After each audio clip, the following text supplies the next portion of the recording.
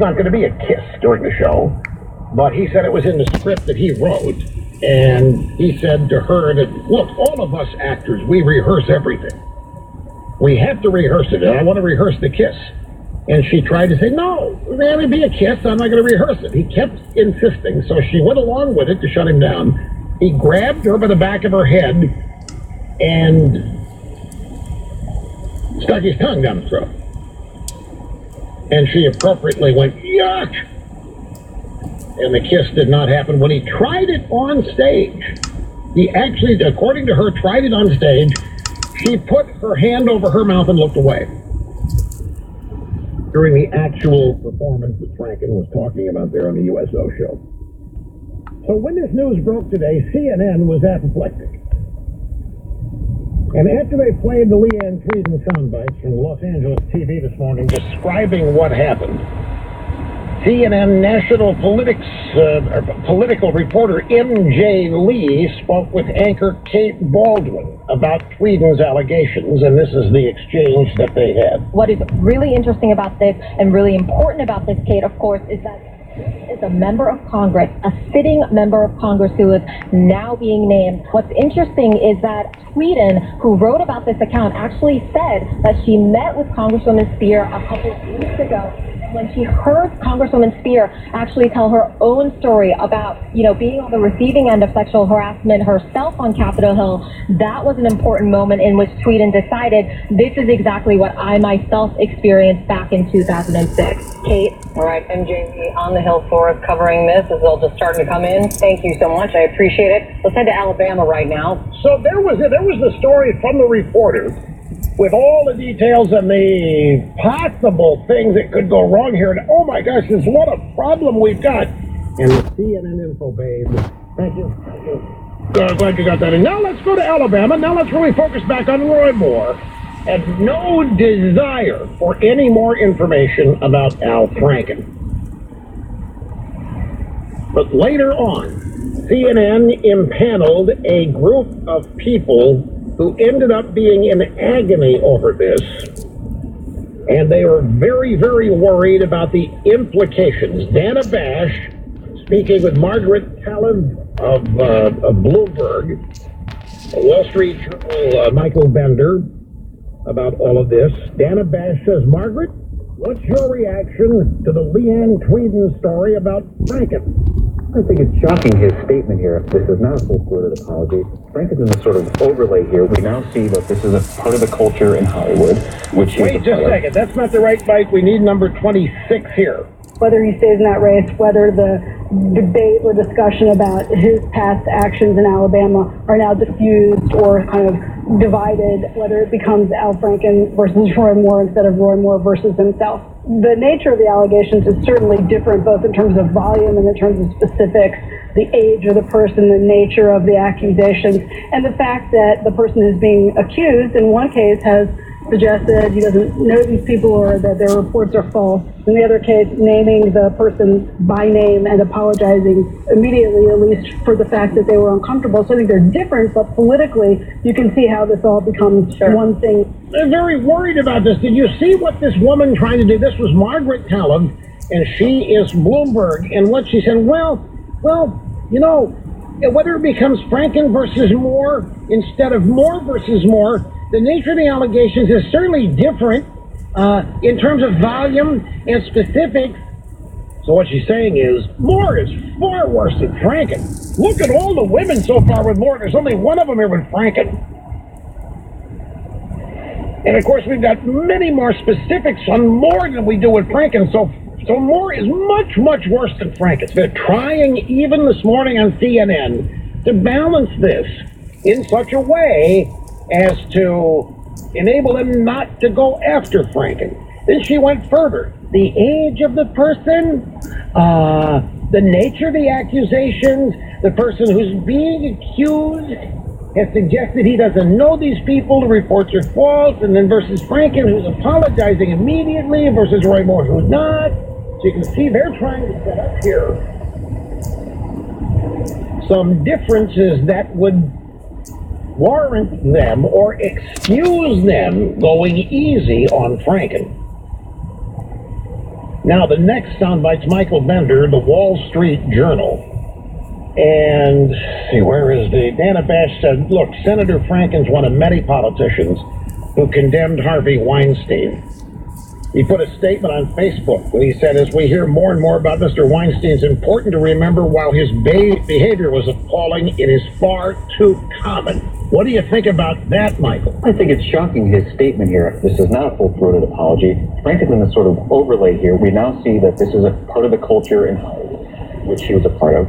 We know this is part of the culture on Capitol Hill. Franken is at the center of both of these, and he comes out with statements today with a half apology saying that's not quite the way he remembers it. Well, the point is that that's the way she remembers it. He's going to have a lot of trouble getting away with trying to parse this, that the way she remembers it is different or the way it wasn't intended. That's beside the point. I think this helps the Roy more. I think this gives credence to those accusations. Now this is not just an attack on a Republican candidate. There's bipartisan accusations.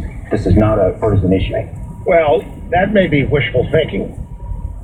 Well, because his point here is this helps the Roy Moore allegation. This helps the Roy Moore search and destroy mission, because now we can say to people, it's not just he's a Republican that we're going after. We're going after him because he's a reprobate. And it's going to help us do that now that a Democrat's joined the fray and has been accused of this. And of course, he's acknowledging here that where we are with this today, the women are believed. It doesn't matter what Franken thinks. It doesn't matter what he remembers. It doesn't matter at all. It matters what she remembers. It matters what she thinks. It matters how she felt. And so now that we have a Democrat in the crosshairs, that's going to help us go after more. That was his point. Well, yeah, if they actually go after Franken, that remains to be seen. As I can tell you, and do not doubt me on this, if they have the slightest chance, if they foresee the slightest opportunity to give Franken a pass on this, they're going to do it. They will not just sit idly by and let Franken be taken out by anybody. If they can maintain this dogged pursuit of Roy Moore while giving Franken a pass, if they think they can pull that off, they will do it. Do not doubt me. They are Subscribe to America's first day of political newsletter and get this spectacular El Freebo. We have this great new tumbler, special Rush tumbler, as our free gift to new subscribers. It's the best tumbler we have designed and made available yet. Get it for yourself, that special someone, or a gift for both. Available now at RushLimbaugh.com. You're listening to the EIB Network.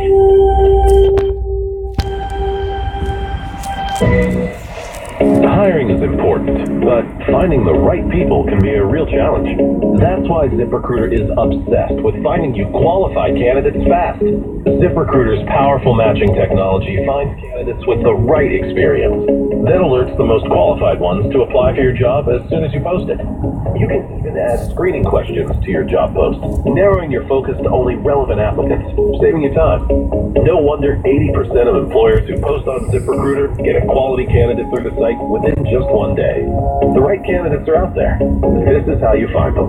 ZipRecruiter, the smartest way to hire. Businesses of all sizes trust ZipRecruiter for their hiring needs. We're so confident that ZipRecruiter will get you better results than anywhere else. We'll let you try it free. That's right, free. Just go to ZipRecruiter.com/CEO. That's ZipRecruiter.com/CEO. ZipRecruiter.com/CEO. Now, more words of wisdom from the Justice Brothers. What should you say when you put your foot in it? In public and on camera. And The Justice Brothers.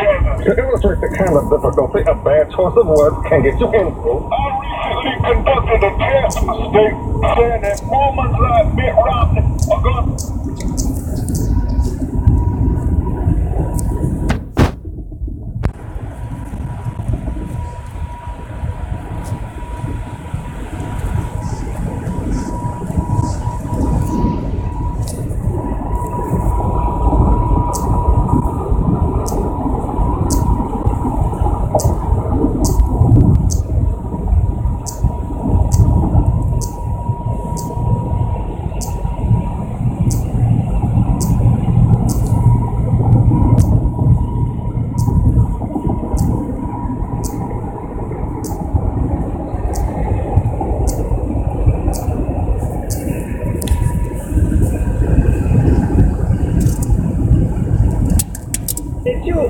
have muted it's on. It's Android getting call too Bill fucking hot here. 70732. Take me to your leader. Which one? The one with the biggest ears.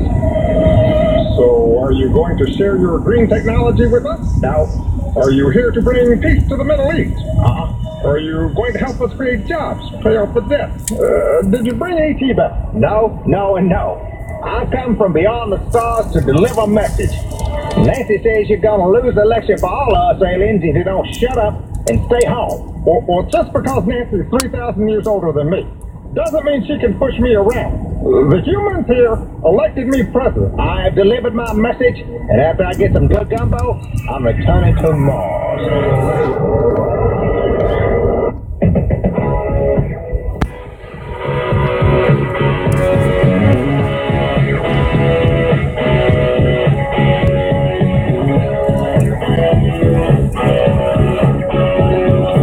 We will get to your phone calls in the next segment.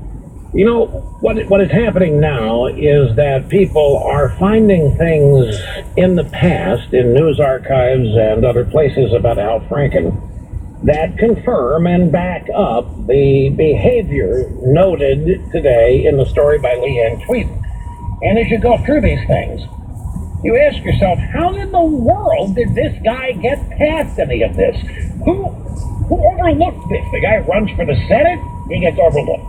He becomes a big spokesman for the Clinton White House, traveling with Clinton, making speeches, and he's always been a reprobate. We learned that he has always been a dubious character reprobate. And that everybody knew it. And looked the other way, because it was Al Franken and he's a comedian. Before Franken was a senator, he was a writer on Saturday Night Live. And one time he wrote a script. They didn't air it, but he was in the writer's room writing potential skits for a show, and he joked about raping Leslie Stahl. A New York Magazine report, 1995, from a writing session that Franken was in on. Franken said, and I give the pills to Leslie Stahl, and then when Leslie's passed out, I take her to the closet and rape her. Or, well, that's why you never see Leslie until February. Or, when she passes out, I put her in various positions and take pictures of her. This is from a writing session from somebody who was there, a reporter that sat in on it. A reporter watched this. Knew all of these years what Al Franken fantasizes about, raping Leslie Stahl. Or if he doesn't rape her when she passes out after I give her the pills, I put her in various positions and take pictures of her. We've got a picture. We got Al Franken taking a picture, or in a picture of a sleeping woman while he feels her up. That is one instance. Newsweek, Al Franken has a long history of sexual misconduct jokes before accusations of groping women's breasts. Franken rose to fame as a comedian for a writer, Saturday Night Live, and some of his quips and performances were touchy subjects well before he ran for the Senate.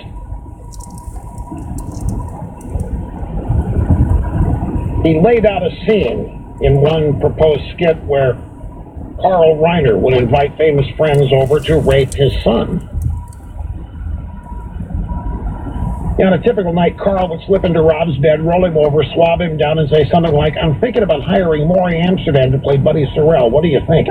Anyway, folks, who knew? Everybody knew this kind of stuff that knew him. Now, something new yet familiar.